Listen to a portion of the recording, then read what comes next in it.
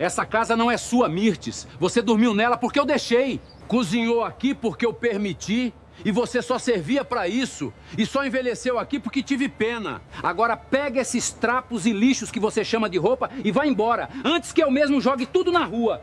Osório gritou tão alto que até o cachorro do vizinho parou de latir. A mala de pano caiu aberta no chão da varanda, espalhando o vestido desbotado, um chinelo gasto e uma blusa com cheiro de sabão de coco. Mirtes, aos 55 anos, ficou parada diante da porta azul da casa, onde tinha passado quase 30 anos acordando antes do sol. O rosto queimou, a garganta fechou, mas ela não abaixou a cabeça. Atrás de Osório, a irmã dele, Elzita, segurava uma xícara de café como se estivesse assistindo missa. Na calçada da Rua do Açude, em Parelhas, no Rio Grande do Norte, duas vizinhas fingiam ajeitar o varal só para ver melhor a vergonha. E não venha dizer que ajudou a construir nada. Osório continuou, apontando o dedo para as mãos rachadas dela. Lavar prato não compra parede. Fazer almoço não paga telha. Mulher que nunca teve coragem de sair do barro não tem direito de chamar casa dos outros de lar. Mirtes sentiu o peito apertar quando ele falou barro. Aquela palavra sempre vinha suja na boca dele, como se fosse maldição. Elzita deu um passo à frente, com o terço enrolado nos dedos, e falou baixo, mas com veneno. Aceite com humildade. Aos 55 anos, ainda dá para arrumar canto em casa de parente. Só não faça escândalo, porque a cidade inteira sabe que Osório lhe sustentou. Mirtes olhou para o beiral da cozinha, para a parede que ela mesma tinha lavado em dia de poeira vermelha, para o batente onde havia marcado a altura de Jaci, a filha que agora morava em Natal e quase não atendia telefone. A panela de feijão ainda estava no fogo. A lâmpada da varanda piscava fraca. A tarde abafada prometia chuva, e o cheiro de cimento molhado vinha da obra vizinha. Ela se abaixou devagar, juntou a blusa da mala e fechou o zíper quebrado com a paciência de quem fechava também uma parte da vida. Não chorou, não pediu. Só tirou a aliança, colocou em cima do parapeito da janela e disse: casa que só fica de pé, humilhando alguém, já está caindo por dentro. Osório riu, mas o riso dele saiu duro. Ele esperava grito, joelho no chão, pedido de perdão. Mirtes pegou a sacola de pano e uma coisa que ninguém notou. Uma pequena pá de forno, velha, de cabo queimado, que ficava pendurada atrás da porta da cozinha desde antes do casamento. Elzita estreitou os olhos ao ver o objeto, mas não disse nada. Mirtes saiu pelo portão sem olhar para trás. Na rua, a poeira fina grudou na barra do vestido. Um ônibus velho passou rangendo rumo a Acari.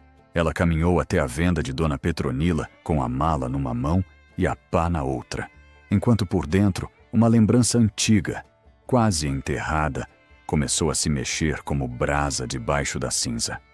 Dona Petronila morava nos fundos da própria venda, perto da estrada que levava ao boqueirão. Era uma mulher de fala curta, viúva de pedreiro, que não gostava de se meter em briga de casal, mas sabia reconhecer quando uma pessoa chegava carregando mais do que uma mala. Ela abriu o quartinho dos fundos, onde havia uma cama de solteiro, uma cadeira de palha e uma janela pequena voltada para o muro. Fique esta noite aqui, Mirtes. Amanhã a gente pensa. Mirtes agradeceu sem se desfazer. Lavou o rosto na bacia, comeu um pedaço de pão seco com café requentado, e só quando a chuva começou a bater no telhado de zinco, sentou na beira da cama. A mão dela tremia, mas não de fraqueza. Tremia de raiva contida. Naquela noite, ela quase não dormiu. Cada pingo no telhado parecia uma palavra de Osório voltando. Essa casa não é sua. Ela pensava na cozinha da casa, no chão que esfregou de joelho quando Jaci era pequena, nas noites em que ficou abanando carvão para assar pão enquanto Osório bebia na calçada do depósito. Pensava também na cerâmica Amparo, o velho terreno abandonado na saída de Parelhas, onde ela trabalhou menina, onde o pai dela, Severino, tinha morrido soterrado num desabamento de forno. Desde aquele dia, a cidade repetia que Severino havia bebido e entrado na área proibida. Mirtes cresceu ouvindo cochicho, filha de homem teimoso, filha de homem que causou prejuízo. E Osório, quando queria ferir fundo, sempre falava: seu sangue só sabe derrubar parede. De manhã, Dona Petronila colocou cuscuz no prato dela e fingiu não reparar nos olhos inchados. Soube que Osório vai vender a casa, comentou, como quem fala do preço do feijão. Mirtes ergueu o rosto. Vender. A mulher assentiu. A irmã dele andou dizendo que já tem comprador. Parece que ele quer juntar dinheiro para abrir um galpão novo de material de construção perto da rodovia. Dizem que vai ter lançamento no domingo da festa de São Sebastião. Mirtes segurou a xícara com força. A casa da Rua do Açude não era só teto. Era o último lugar onde as marcas da vida dela ainda estavam visíveis. Se Osório vendesse, derrubaria a parede, arrancaria a porta, pintaria tudo de novo, apagaria até o silêncio dela. Mirtes saiu da venda antes do sol esquentar. Foi até a casa, não para entrar, mas para olhar de longe. O portão estava fechado com corrente nova. No quintal, Osório conversava com um homem de camisa polo e prancheta, mostrando a lateral do imóvel como quem exibia troféu. Eusita estava ao lado, penteada, com sandália de salto, explicando alguma coisa. Mirtes ficou atrás de um pé de nim, na esquina, e ouviu quando o homem perguntou sobre a parede antiga da cozinha. Essa parede é de tijolo velho, mas aguenta, disse Osório. Foi meu pai quem levantou isso aqui. Eusita completou rápido. Tudo da família dele. A mulher dele nunca teve posse de nada. A frase bateu em Mirtes, mas não foi a humilhação que a fez prender a respiração. Foi a parede. A chuva da noite tinha lavado a tinta descascada da cozinha externa e deixado expostos alguns tijolos vermelhos, mais escuros que os outros. Em um deles, quase perto do chão, havia uma marca torta, feita antes da queima. Uma florzinha de 5 pétalas, mal prensada, como criança que desenha sem régua. Mirtes conhecia aquela flor. O pai dela usava uma tampinha velha de remédio para marcar as fornadas que saíam certas. Ele dizia que, se um tijolo tinha flor, era porque tinha passado por mão honesta. Ela ficou ali até o homem da prancheta ir embora. Depois voltou para o quartinho de Dona Petronila com a cabeça cheia. Durante anos, tinha ouvido que aquela casa fora levantada por Osório e pelo pai dele. Mas por que a parede da cozinha tinha tijolo da fornada de Severino? E por que Eusita, quando viu Mirtes com a pá de forno na noite anterior, tinha ficado tão quieta? Mirtes abriu a mala e tirou a pá. O cabo estava rachado, escuro de fuligem antiga. Na parte de metal, quase apagadas, havia 2 letras riscadas com prego. S e M. Severino e Mirtes. O pai tinha feito aquilo quando ela tinha 16 anos e disse: ferramenta boa não é só para mexer brasa, é para lembrar de onde a gente veio. Na tarde seguinte, Mirtes foi à feira de Acari vender as poucas panelas de barro que ainda tinha guardadas. Não era mais oleira de forno grande, mas nunca tinha desaprendido o jeito de escolher barro, sovar, tirar bolha, ouvir a peça pelo som. Algumas mulheres compraram por pena, outras porque sabiam que panela dela não rachava fácil. No fim da feira, com o dinheiro amassado na bolsa, ela viu um cartaz colado no poste da antiga cooperativa. Venda de bens remanescentes da cerâmica Amparo, lotes pequenos, forno 3, área sem uso, acesso lateral. O coração dela deu um salto estranho. O forno 3 era o lugar onde Severino trabalhava. Era também o forno que ninguém queria, porque ficava na baixada, cheio de mato, telha quebrada e história ruim. Na venda, Dona Petronila arregalou os olhos quando Mirtes falou que ia tentar comprar o lote. Mulher, você acabou de ser posta para fora. Vai comprar ruína? Mirtes contou o dinheiro em cima da mesa. Economias de anos escondidas dentro de latas de mantimento, dinheiro de panela, uns trocados que guardava para uma consulta que sempre adiava. Não dava para comprar casa. Não dava para recomeçar com conforto, mas dava para dar entrada no que ninguém valorizava. Osório disse que eu nunca tive um tijolo, pois vou comprar um forno inteiro, mesmo que seja quebrado. Dona Petronila ficou calada. Depois pegou uma sacola de moedas guardadas no armário e empurrou sobre a mesa. Então compre com testemunha. Pobre sozinha sempre vira mentira na boca dos outros. No dia da venda dos lotes, pouca gente apareceu. Um funcionário da prefeitura, 2 sucateiros, um senhor interessado em telha velha e Mirtes, com vestido simples, cabelo preso e a pá de forno enrolada num pano. Os homens riram quando ela disse que queria o forno 3. Aquilo ali só presta para cobra e lembrança ruim, um deles comentou. Mirtes assinou os papéis simples de compra, pagou como pôde e recebeu uma chave enferrujada do portão lateral. Não sentiu alegria, sentiu peso. Como se tivesse comprado não um terreno, mas uma pergunta antiga. Na volta para Parelhas, o ônibus balançava na estrada e ela apertava a chave dentro da mão até marcar a pele. Quando Osório soube, apareceu na venda de Dona Petronila no fim da tarde. Chegou de caminhonete, buzinando como dono da rua. Entrou sem cumprimentar ninguém e jogou um riso falso para cima de Mirtes. Fiquei sabendo que a senhora agora é empresária de entulho. Comprou a carniça da cerâmica Amparo? Está tão desesperada para fingir que tem alguma coisa que comprou um forno morto? Mirtes limpou as mãos no avental e não respondeu. Ele se aproximou, abaixando a voz para doer mais. Você não sabe o que fazer com um terreno, nem se ele vier com manual. Vai perder esse dinheiro e depois vai bater na minha porta. Só que agora a porta não abre. Mirtes olhou para ele com calma. Não comprei para bater na sua porta. Comprei porque porta que fecha por humilhação não merece minha mão. Osório ficou vermelho. Dona Petronila fingiu arrumar os pacotes de farinha, mas ouviu tudo. Ele saiu batendo o pé, deixando cheiro de perfume forte e raiva. Na calçada, antes de entrar na caminhonete, ligou para alguém.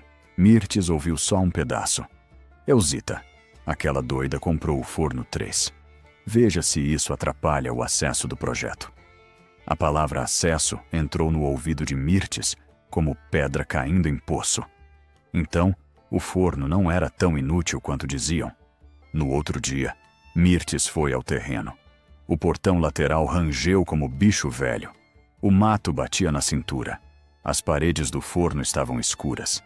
E o chão guardava pedaços de telha, cinza endurecida e cacos de tijolo. O vento trazia cheiro de barro molhado e ferrugem. Ela entrou devagar, lembrando do pai carregando tijolo no ombro, da mãe levando marmita em lata, dela, menina correndo com os pés vermelhos de poeira. O forno 3 parecia menor do que na memória, mas ainda respirava calor antigo. Na parede interna, perto da boca da fornalha, havia marcas de unhas, riscos, nomes incompletos. Mirtes passou a mão por cima, até encontrar de novo a flor torta. Ela levou 2 dias limpando o lugar sozinha. Dona Petronila mandou água. Um menino da venda ajudou a puxar mato por algumas moedas. E um velho chamado Nilo, que fora caminhoneiro da cerâmica, apareceu encostado numa bengala. Nunca pensei ver filha de Severino aqui de novo, disse ele. Mirtes parou. O senhor conheceu meu pai? Nilo olhou para o forno antes de responder. Conheci, e nunca engoli aquela conversa de cachaça. Severino era homem de mão firme. Se entrou no forno naquele dia, foi porque mandaram ou porque tentou salvar alguém. Mirtes sentiu o estômago apertar. Por anos, ninguém tinha dito isso em voz alta perto dela. Nilo contou pouco. Disse que, na semana do desabamento, a cerâmica Amparo atrasava pagamento e escondia tijolo bom para vender por fora. Disse que Elzita, ainda moça, trabalhava no escritório, fazia conta para o dono e vivia de olho no cofre de metal onde ficavam as fichas dos trabalhadores. Disse também que Severino brigou porque havia uma caixa de socorro para famílias de acidentados e muita gente não recebia nada. Depois que ele morreu, o forno fechou por uns meses. A viúva dele recebeu alguma coisa? Mirtes engoliu seco. Minha mãe recebeu silêncio e fama ruim. Nilo baixou os olhos. Então alguém comeu o que era de vocês. A fala dele não era prova inteira, mas abriu uma rachadura no passado. Mirtes voltou para o quartinho e passou a noite lembrando de coisas pequenas. Elzita aparecendo na casa da mãe dela, logo depois do enterro, dizendo que era melhor não mexer em assunto de forno para não sujar mais o nome de Severino. Osório, ainda namorado, insistindo para casar depressa, porque mulher sozinha vira alvo de comentário. A casa da Rua do Açude ficando pronta poucos meses depois, com Osório dizendo que o pai dele tinha conseguido material barato. Mirtes, moça e enlutada, aceitou morar ali como quem aceita abrigo no meio de chuva. Só agora percebia que talvez tivesse entrado numa casa feita com o que tiraram dela. A descoberta maior veio por causa de uma goteira. Na terceira noite, limpando o forno 3, choveu forte em Parelhas. A água escorreu por uma fenda no teto quebrado e abriu um buraco na cinza antiga, perto de uma mureta lateral. Mirtes viu a terra afundar e um pedaço de lata aparecer. Ajoelhou no barro, cavou com as mãos e puxou uma lata de banha amassada, fechada com arame. Dentro havia fichas de barro cozido, pequenas como moedas, cada uma com iniciais e números de fornada. Havia também um caderno embolorado, embrulhado em pano encerado. As páginas estavam manchadas, mas algumas linhas resistiam. Fundo de amparo, Severino, acidente, casa destinada à família, materiais separados, Rua do Açude. Mirtes não chorou de imediato. O corpo dela ficou frio. Leu de novo. Casa destinada à família. Não dizia Osório, não dizia Elzita, dizia Severino. Havia mais anotações. Tijolos flor, entregues lote 12. Telhas, cozinha. Valor repassado ao escritório. Em outra página, uma letra diferente anotara: transferir para O. Brito, por orientação de E. Não era documento de cartório. Não era escritura bonita com carimbo.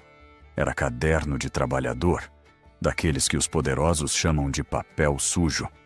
Mas era a primeira vez que o passado falava sem medo. Mirtes levou o caderno a Nilo no dia seguinte. O velho tremia ao passar o dedo pelas linhas. Essa letra aqui é de Belarmino, mestre de forno. Ele não sabia mentir, nem em venda de bode. E essa outra parece de Elzita. Mirtes ficou em silêncio. Nilo então se levantou com dificuldade e foi até um baú no canto da casa. Tirou de lá um recibo velho de frete, guardado porque tinha o nome dele. Eu levei tijolo para uma casa na Rua do Açude. O frete foi pago pelo fundo da cerâmica, não por Osório. Na época achei esquisito, mas caminhoneiro pobre não pergunta demais. Mirtes segurou o papel com cuidado, como se fosse tecido fino. A verdade ainda estava despedaçada, mas já tinha forma. Ela precisava entrar na casa da Rua do Açude para confirmar a marca dos tijolos. Não podia arrombar, não queria se rebaixar.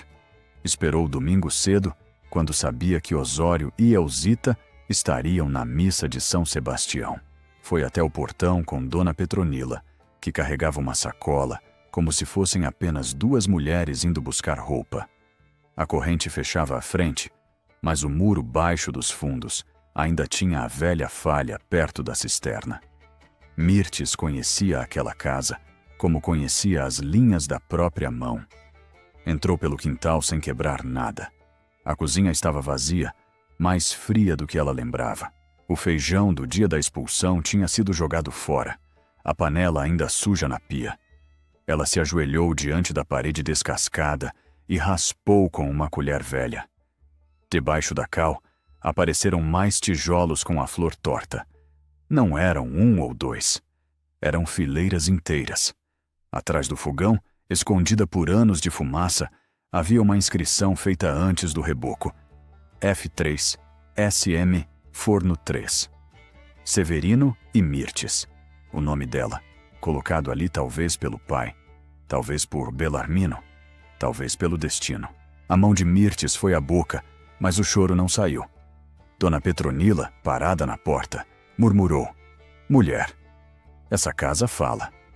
Mirtes tirou algumas fotos com o celular simples de Dona Petronila, mas o mais importante, ela guardou nos olhos.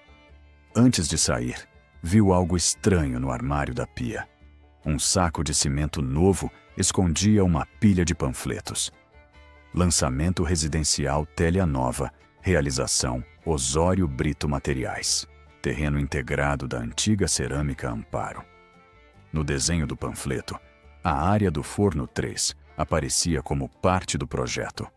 Osório estava vendendo o que ainda não possuía, ou achava que possuía, porque durante anos ninguém tinha esperado que Mirtes comprasse justamente o pedaço esquecido. Ela levou um panfleto dobrado na bolsa e saiu antes que a missa terminasse. A partir daí, a cidade começou a falar.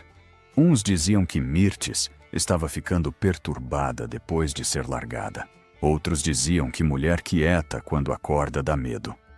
Osório mandou um recado por um rapaz do depósito. Se ela não passasse o Forno 3 para ele, ele contaria que ela invadiu a casa e a denunciaria. Mirtes recebeu o recado enquanto lavava roupa no tanque de Dona Petronila. Torceu o lençol devagar e respondeu: "Diga a ele que a ameaça não entra onde a verdade já está sentada." O rapaz riu sem graça e foi embora. Na mesma noite, Jaci ligou de Natal, aflita. "Mãe, tia Elzita disse que a senhora está querendo tirar a casa de pai por vingança." Mirtes fechou os olhos. "Minha filha, vingança é arrancar alguém do lugar dela. Eu só estou procurando onde me enterraram viva." Jaci não soube responder. Tinha crescido ouvindo a versão do pai, que Mirtes era boa, mas simples demais, dependente demais, mulher de cozinha, sem cabeça para dinheiro. Amava a mãe, mas se acostumara a vê-la pequena. Essa era uma das crueldades mais fundas da mentira. Ela não apenas tirava bens, tirava tamanho. Mirtes não culpou a filha. Só pediu que, se pudesse, viesse a Parelhas no domingo do lançamento de Osório. Não para escolher lado, só para ouvir com seus próprios ouvidos. Jaci disse que tentaria. Mirtes desligou e ficou olhando a roupa no varal balançar no escuro, iluminada por uma lâmpada fraca. Pela primeira vez em muitos anos, ela não se sentia expulsa, sentia-se chamada. Na véspera do lançamento, Elzita foi até o Forno 3. Veio de sombrinha, sapato fechado, vestido passado, tentando não pisar na lama. Mirtes estava varrendo a entrada. "Você sempre foi teimosa igual a seu pai", Elzita disse, sem cumprimentar. "É por isso que gente pobre sofre. Não sabe aceitar o lugar que Deus deu." Mirtes continuou varrendo. Deus não dá lugar roubado para ninguém.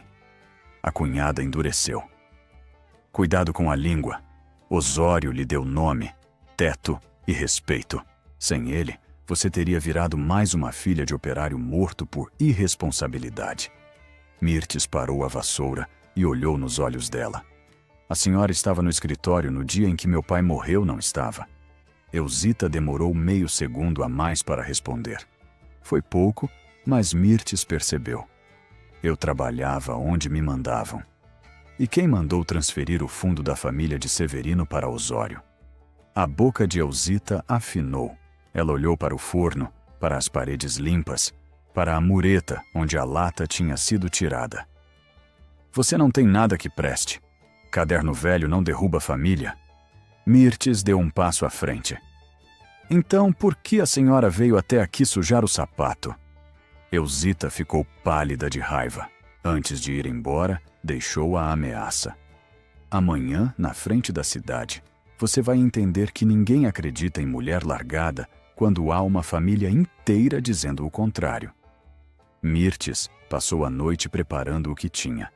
Não era muito. O caderno de Belarmino, as fichas de barro, o recibo de frete de Nilo, as fotos da parede da cozinha, o panfleto do projeto, incluindo o terreno dela, e a velha pá de forno. Também levou uma peça simples que encontrara dentro da lata. Um pedaço de azulejo quebrado, com a flor torta, e a palavra Mirtes, escrita com carvão antes da queima. Talvez o pai tivesse feito para brincar. Talvez fosse sobra de uma promessa. Para qualquer rico, aquilo seria lixo. Para ela, era como ouvir Severino chamando do outro lado dos anos. Minha filha, não deixe que apaguem sua mão. O lançamento aconteceu no terreno aberto ao lado da antiga cerâmica, com tenda branca, cadeiras de plástico, suco em copo descartável e uma faixa grande anunciando o residencial Télia Nova. Osório estava de camisa social clara, barriga apertada no cinto, sorrindo para comerciantes e para um vereador que prometia progresso. Elzita recebia as mulheres da igreja com beijinhos, falando que o irmão era exemplo de trabalhador. A casa da Rua do Açude aparecia desenhada no painel como futura sede administrativa. O Forno 3, no desenho, virara uma praça cimentada. Mirtes chegou sem pressa, de vestido azul simples, cabelo preso, a pá de forno numa mão e uma pasta de pano na outra. Não havia luxo. Havia firmeza. O murmúrio começou quando ela entrou. Osório a viu e perdeu o sorriso por um instante, mas logo riu alto para disfarçar. Olhem aí a nova dona do entulho, disse ao microfone, arrancando risadinhas. Minha ex-esposa comprou uma ruína e acha que virou importante. Mirtes, este é um evento sério. Não venha fazer cena. Você já passou vergonha bastante. Ela sentiu o golpe no corpo, como no dia da expulsão. Mas dessa vez, estava em pé no chão que comprara. Não vim fazer cena, Osório. Vim buscar meu nome de volta. Ele se inclinou para o público. Nome? Você tem o nome que eu lhe dei. Mirtes respondeu sem levantar a voz. Não, eu tenho o nome que meu pai deixou no barro. Algumas pessoas se calaram. Jaci estava no fundo da tenda, recém-chegada de Natal, segurando a bolsa contra o peito. Mirtes viu a filha e ganhou mais coragem. Ela abriu a pasta e levantou a primeira ficha de barro. Esta cerâmica tinha um fundo para a família de trabalhador morto em acidente. Meu pai, Severino, morreu no Forno 3. Durante 30 anos disseram que ele estava bêbado, que causou o desabamento e que minha mãe não tinha direito a nada. Mas o caderno do mestre de forno mostra outra coisa. Osório tentou interromper. Isso é papel podre. Mirtes olhou para ele. Papel podre não incomodaria tanto. Nilo se levantou com dificuldade entre os presentes. Eu fiz o frete dos tijolos da casa da Rua do Açude, disse, a voz falhando, mas firme. Foi pago pelo fundo da cerâmica Amparo. Não foi pelo pai de Osório. Elzita atravessou a tenda como cobra pisada. Cale a boca, Nilo. Você está velho e confuso. Ele tirou do bolso o recibo plastificado por Mirtes. Velho, sim. Confuso, não. O vereador cochichou com o homem da prancheta. Osório começou a suar. Mirtes então mostrou as fotos da parede da cozinha, ampliadas em folhas simples. Tijolos com flor torta, a inscrição F3, as iniciais de Severino. Um murmúrio cresceu entre as cadeiras. Elzita riu, mas o riso saiu fino. E daí que usaram tijolo de lá? Tijolo se vende, casa se compra. Quem manda na casa é quem ficou com ela. Mirtes a encarou. A senhora ficou com ela antes de eu saber que era minha reparação. A palavra reparação estalou no ar. Osório virou para a irmã, confuso de verdade pela primeira vez. Que conversa é essa, Elzita? Ela apertou o terço. Conversa de mulher abandonada. Não deu ouvido. Mas Mirtes deu o golpe que guardara para o fim. Tirou o panfleto do lançamento e apontou para a planta. Este projeto inclui o Forno 3. O Forno 3 agora é meu. O senhor anunciou venda de área que não tinha. E a casa que me expulsou foi levantada com material destinado à família do homem que vocês chamaram de bêbado. Osório arrancou o panfleto da mão dela. Olhou o desenho, olhou para o engenheiro, depois para Elzita. Você disse que o lote estava resolvido? Elzita perdeu a máscara. O rosto dela ficou duro, os olhos pequenos de ódio. Estava, até essa mulherzinha comprar aquilo só para atrapalhar.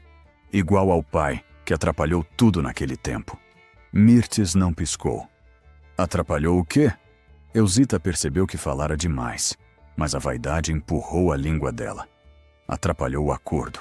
Seu pai queria denunciar rachadura no forno. Queria parar produção. Queria fazer o dono pagar família de operário como se pobre tivesse importância. Entrou lá para tirar 2 homens?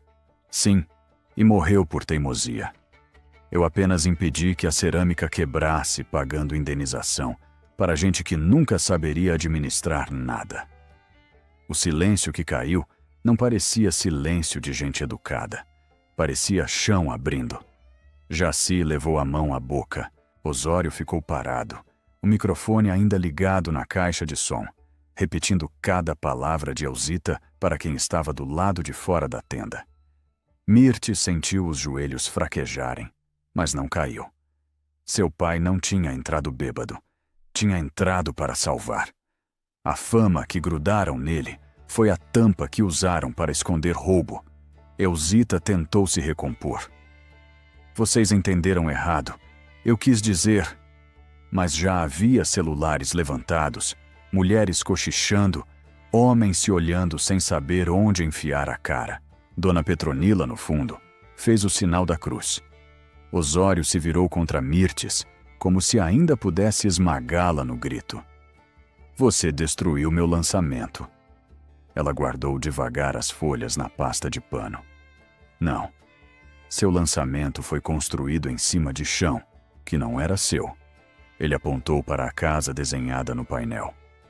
Aquela casa está no meu nome. Mirtes olhou para o desenho, depois para a filha. Talvez esteja, mas agora todo mundo sabe de que barro ela nasceu. Aquilo foi pior para Osório do que qualquer carimbo, porque ele sempre viveu de pose, de dizer que subiu sozinho, que sustentou mulher, que carregou família. Na frente de Parelhas, sua riqueza murchou, virou parede com rachadura. O comprador principal saiu sem assinar nada. O vereador inventou pressa. O engenheiro pediu para rever a planta. As mulheres da igreja não sabiam se amparavam Elzita ou se afastavam dela. Jaci caminhou até a mãe com os olhos cheios d'água. Mãe, por que a senhora nunca contou? Mirtes respirou fundo. Porque eu também não sabia tudo, minha filha. E porque passei anos acreditando que silêncio era o preço para ter teto. Jaci segurou a mão dela. E agora? Mirtes olhou para o forno 3, para o mato limpo, para a boca escura do lugar onde o pai tinha morrido. Agora eu não pago mais esse preço. Nos dias seguintes, a cidade virou um forno aceso. O vídeo da fala de Elzita correu pelos grupos de WhatsApp, mas Mirtes não comemorou. Teve gente que tentou diminuir. Foi coisa antiga. Não adianta mexer. Casal briga mesmo. Teve gente que procurou Nilo para lembrar de outros acidentes escondidos. A prefeitura suspendeu o projeto até esclarecer o uso da área. O antigo dono da cerâmica, já doente, mandou por um sobrinho algumas caixas que ainda guardava. Não havia milagre completo, nem riqueza caindo do céu. Havia recibos, cadernos, fichas, nomes de trabalhadores e a vergonha de uma família que por décadas viveu em cima da dor dos outros. Osório foi à venda de Dona Petronila numa terça-feira de sol quente. Dessa vez, não buzinou. Entrou devagar, com o rosto abatido e a camisa amarrotada. Mirtes estava escolhendo feijão, sentada ao lado do balcão. Ele parou diante dela e falou baixo. Eu não sabia de tudo. Ela continuou olhando os grãos na peneira. Mas sabia me humilhar. Ele engoliu seco. Elzita dizia que você e sua mãe receberam ajuda, que seu pai tinha sido culpado, que eu não devia deixar você se meter em dinheiro. Mirtes ergueu os olhos. E o senhor gostou de acreditar, porque era mais confortável ter uma esposa pequena do que uma mulher com história. Osório se sentou sem ser convidado. Parecia envelhecido, mas Mirtes não confundiu queda com arrependimento. A casa, eu posso colocar seu nome junto. A gente conversa. Você volta. Jaci também quer a família em paz. Mirtes sentiu uma dor funda, porque parte dela ainda conhecia os cantos daquela casa. Ainda lembrava da filha pequena dormindo com febre, do cheiro de chuva na varanda, do pé de acerola no quintal. Mas paz comprada com retorno à humilhação era só outro tipo de prisão. Ela pôs a peneira sobre a mesa. Eu não volto para a casa de onde fui expulsa como favor. O que for meu por justiça, eu aceito. O que vier com coleira, eu recuso. Ele baixou a cabeça. E eu? A pergunta saiu quase como pedido. Mirtes não sorriu. O senhor vai aprender a morar dentro do que fez. Osório saiu sem resposta melhor. Na porta, encontrou Jaci chegando. Pai e filha se olharam e pela primeira vez ele não teve discurso pronto. Jaci entrou, abraçou a mãe e ficou ali, sem tentar consertar o mundo depressa. Mirtes sabia que a filha também precisaria desaprender muita coisa. Não exigiu pedido bonito, só pediu presença verdadeira. Naquela tarde, as duas foram juntas ao forno 3. Jaci passou a mão na parede marcada pela flor torta e chorou baixinho. Vovô salvou gente? Mirtes respondeu. Salvou. E agora salvou a memória dele também. Elzita tentou se defender por semanas. Disse que era moça, que só obedecia ordens, que fez o que precisava para a cerâmica não fechar, que Mirtes estava sendo ingrata. Mas a cidade já conhecia aquele tipo de fala. Cada desculpa dela carregava o mesmo desprezo. Pobre não saberia administrar. Viúva não saberia receber. Filha de operário não saberia ter direito. A igreja afastou Elzita da tesouraria. Osório perdeu o contrato do residencial. O depósito continuou aberto, mas sem o brilho de antes. Os homens que riam na porta passaram a falar baixo quando Mirtes passava. Não por medo de escândalo, por vergonha. Com a ajuda de Jaci, Dona Petronila e Nilo, Mirtes cobriu o telhado do pequeno quarto ao lado do forno 3. Não virou mansão. Não virou empresa grande. Era uma casinha simples, com fogão de 2 bocas, mesa de madeira, filtro de barro e uma janela que pegava vento da serra. Na parede, ela pendurou a pá de forno do pai. Do lado de fora, colocou uma placa feita em cerâmica crua, Casa de Severino. Quando alguém perguntou se ela não queria escrever o próprio nome, Mirtes alisou a placa ainda úmida e respondeu. O meu está nas mãos que fizeram. A casa da Rua do Açude não foi vendida. O processo de divisão e reparação seguiu devagar, com papel, conversa difícil e muita paciência, como quase tudo na vida de pobre. Mirtes não esperou a justiça ficar bonita para viver. Plantou coentro num canteiro, voltou a fazer panelas pequenas, ensinou umas meninas do bairro a escolher barro sem pressa. O forno 3, antes chamado de ruína, virou lugar de memória dos trabalhadores da cerâmica. Aos sábados, Nilo sentava na sombra e contava histórias que antes ninguém queria ouvir. Jaci levava café, Dona Petronila reclamava do calor, mas sempre aparecia com bolo de milho. Um mês depois, Osório passou de caminhonete pela estrada lateral e viu Mirtes diante da casinha, lavando a placa de cerâmica com um pano úmido. Por um instante, freou. O homem que havia gritado que ela não tinha casa viu a mulher que ele expulsou em pé, diante de um lugar pequeno, comprado com moeda contada, mas inteiro de verdade. Viu a pá de forno pendurada, a fumaça subindo do café, a filha sentada na soleira conversando com a mãe. Viu, talvez tarde demais, que casa não era parede no nome de um homem. Casa era o lugar onde ninguém precisava diminuir o outro para caber. Mirtes percebeu a caminhonete parada, mas não foi até lá. Apenas endireitou a placa e ficou olhando de volta, sem raiva no rosto, sem convite na mão. Osório abaixou os olhos primeiro, ligou o motor e seguiu, levantando poeira. A poeira veio até perto dela, mas o vento mudou e levou para o outro lado. Mirtes entrou, colocou água no café e abriu a janela.